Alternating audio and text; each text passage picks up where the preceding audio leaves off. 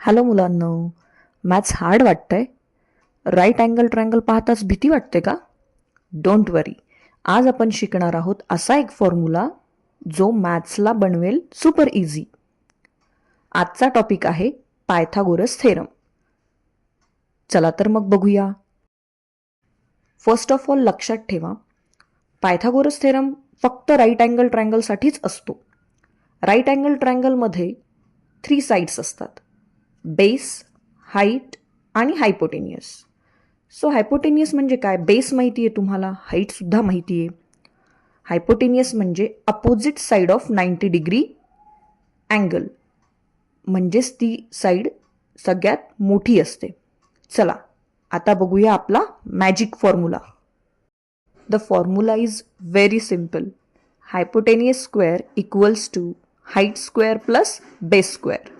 मराठीत सांगायचं झालं तर कर्णाचा वर्ग इक्वल्स टू पाया वर्ग प्लस लंब वर्ग. बस इतकंच. No fear, only clear. Let's see one example. In triangle ABC, AB equals to 4 cm, BC equals to 3 cm, find AC. तर आन्सर बघूया. In triangle ABC, angle ABC म्हणजेच angle B equals to 90 degree. मग हा triangle कोणता झाला? Right angle triangle. So आपण इथं आता यूज करणार आहोत by using Pythagoras theorem. So hypotenuse square equals to height square plus base square. आपली हाईट आहे 4 सेंटीमीटर, सो 4चा स्क्वेअर घ्यावा लागणार प्लस 3 सेंटीमीटर स्क्वेअर म्हणजेच बेसचा स्क्वेअर घ्यावा लागणार. 4चा स्क्वेअर आहे 16 प्लस 3चा स्क्वेअर आहे 9. 16 प्लस 9 इज 25. हायपोटेनियस आपण जर एक्स कन्सिडर केला तर x square equals to 25.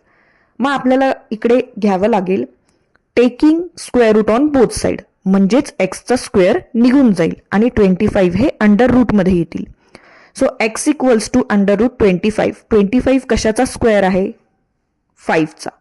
So x equals to 5 centimetre, म्हणजेच side AC equals to 5 centimetre.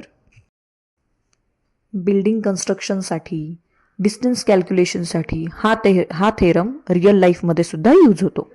So maths is not just a marks, maths is a life.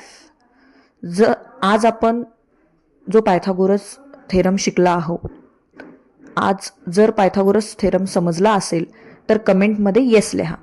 Like, share आणि subscribe करा आणि मॅथ्सला बनवा तुमचा बेस्ट फ्रेंड.